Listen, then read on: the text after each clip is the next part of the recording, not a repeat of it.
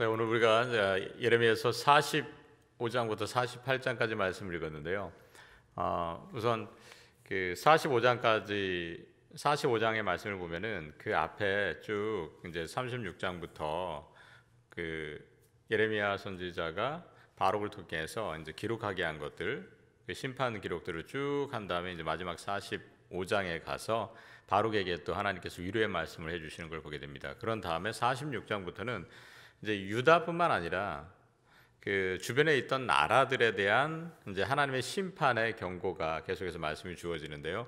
이 46장을 보면은 애굽에 대한 심판의 경고, 47장은 블레셋에 대한 심판의 경고, 그리고 48장은 모압 땅에 대한 하나님의 심판의 경고의 말씀이 이어지는 것을 우리가 살펴볼 수가 있습니다. 그 가운데에 이제 좀 오늘 제 마음속에 다가온 건 뭐냐면 그 바로 45장의 말씀인데요. 이 예레미야 선지자가 이제 그 사역을 할 때에 귀한 동역자가 있었죠. 누굽니까? 바로 바룩이라는 사람입니다. 이 바룩에 관해서 하나님께서 특별히 의뢰의 말씀을 이렇게 전하시거든요. 근데 바룩이 그 어떤 사람이냐면 예레미야 선지자가 이제 갇혀 있을 때에 그때 이제 예레미야 선지자를 도왔던 사람인데 예레미야 선지자에게 주어진 하나님의 말씀을 기록을 했습니다. 이걸 체계적으로 기록을 했고 또 예레미야 선지자가 갇혀 있기 때문에 가서 그 말씀을 전할 수가 없잖아요. 그렇기 때문에 대신 가서 그 하나님의 말씀을 대독했던 역할을 했던 사람이 바로 바룩입니다. 그러면은 그냥 그렇게 한 번만 이렇게 했느냐? 그게 아니라요. 쭉 이제 예레미야 선지자와 함께 주변에서 같이 있으면서 사역을 도왔던 인물이 바로 이제 바룩인 것을 보게 됩니다. 그런데 여러분 아시는 것처럼 이 예레미야 선지자가 이 선지자의 사역을 감당해 나갈 때 많이 힘들었잖아요. 눈물의 선지자라 그러고 옥에도 갇히고 맞기도 하고 여러 가지 그 육체적인 어려움뿐만 아니라 어떻게 했습니까? 그 마음에 있어서 예레미야 선지자가 상당히 힘들었습니다. 그 이유는 뭐냐면 아무리 하나님의 말씀을 그들에게 전한다 할지라도 이 사람들이요 귀가 열려 있지 않기 때문에 듣지는 않습니다. 변하지 않습니다. 그렇기 때문에 항상 마음이 아팠고 그것이 슬펐습니다. 바룩은 어땠을까요? 바룩도 같았죠. 왜냐 같이 동역을 하기 때문에 바룩도 함께 하나님의 말씀 그들에게 가서 전했지만 그들이 전혀 변화하지 아니하고 오히려 바룩이 그것을 갖다 줬을 때 어떻게 됐습니까?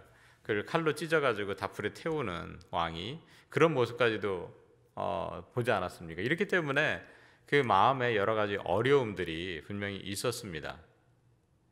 그 마음을 대변하는 말씀이 어떤 말씀이냐? 바룩의 그 마음을 바로 45장 3절의 말씀인데요. 3절 말씀 함께 좀 볼까요? 이렇게 써 있습니다.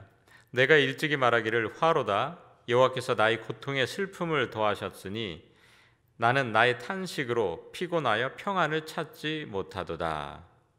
자, 이게 바룩의 심정이었어요. 바룩이 이렇게 말하는 거잖아요. 화구나. 그러면서 이제 여호와께서 나의 고통에 슬픔을 더하셨으니 나는 탄식으로 피곤하고 또 평안을 찾지 못하는도다. 이유가 그거잖아요. 지금 내가 피곤해요. 평안을 찾지 못합니다. 이유는 제가 좀 아까 말씀드렸던 것처럼 하나님의 말씀을 선포해도 사람들이 변하지 않고 오히려 대적하는 그들의 모습을 자꾸 바라볼 때에 정신적으로 피곤하고 마음이 불편한 거죠. 여러 가지 무거운 마음들이 계속해서 진동에 있게 되는 거죠. 그렇습니다. 이런 일이 있을 수가 있는 거예요. 우리가 어떤 일을 할 때에 처음 사람들이 잘 따라주고 잘 변화되고 어떤 것들이 잘 좋은 방향으로 흘러간다고 하면 사람들이 더 힘이 낼 수가 있잖아요. 하지만 아무리 내가 열심히 한다고 해서 그것이 잘 안 따라오고 듣지 않을 때는 상당히 힘듭니다. 이런 것들이 누구에게서 많이 나타날 수가 있느냐? 이런 탈진의 현상들 또 지치는 현상들이 누구에게 나타날 수 있느냐? 목회자들 가운데도 이런 일들이 많이 일어날 수가 있습니다. 뿐만이 아니에요. 평신도 지도자들에게도 이런 일들이 일어날 수가 있습니다. 우리가 어떤 사역들을 감당해 나갈 때에 그렇잖아요.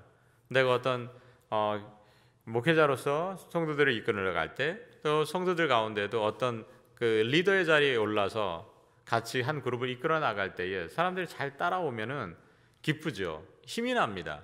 하지만 이게 잘 안 따라올 때 그때는 어떻게 되느냐? 많은 사람들이 힘들어합니다.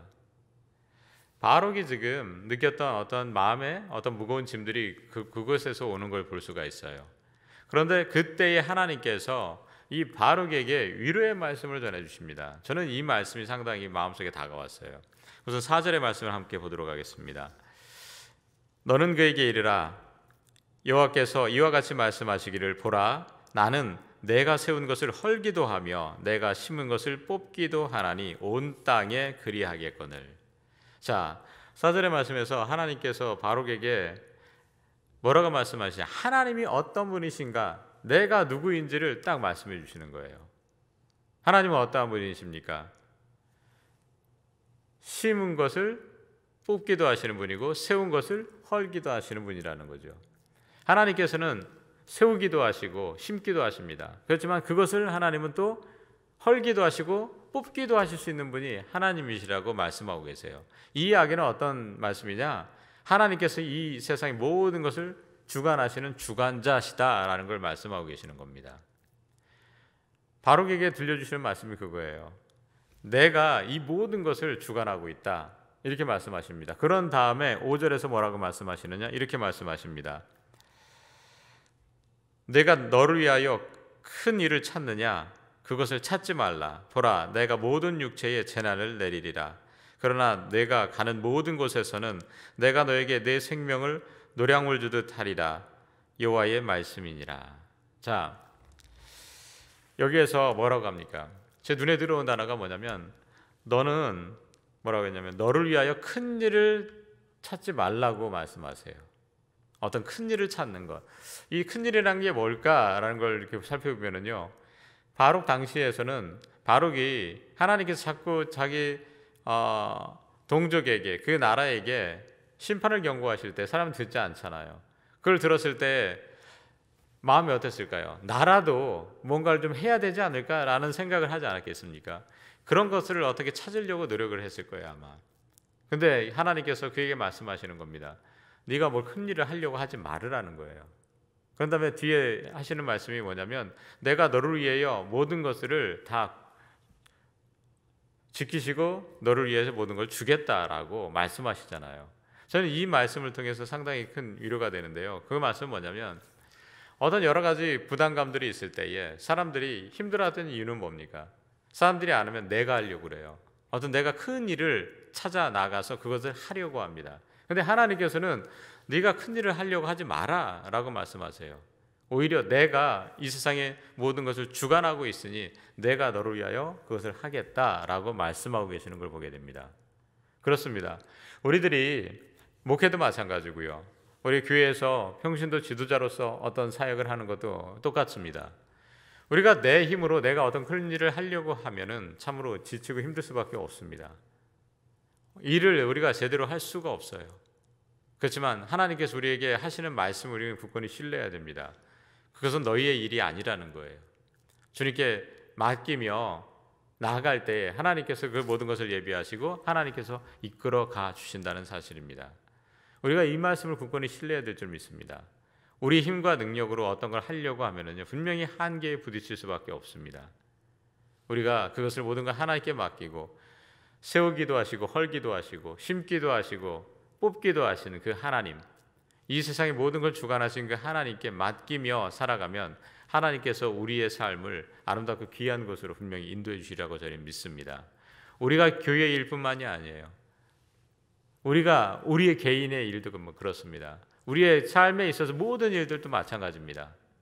여러분 힘과 능력을 의지해서 그걸 가지고 하려고 하지 마십시오. 하나님께 맡기십시오. 하나님께서 그 모든 것을 책임지시고 정말 우리가 하나님 말씀에 순종하고 그 뜻에 맡기기만 하면 하나님의 선한 계획, 우리를 향하신 하나님의 아름다운 계획을 우리에게 펼쳐주시고 이끌어가 주시라고 저는 믿습니다. 오늘 하루도 하나님께 모든 걸 맡기며 하나님 뜻에 순종하며 하나님과 동행할 수 있는 저와 여러분들 되시기를 주님의 이름으로 간절히 축원합니다.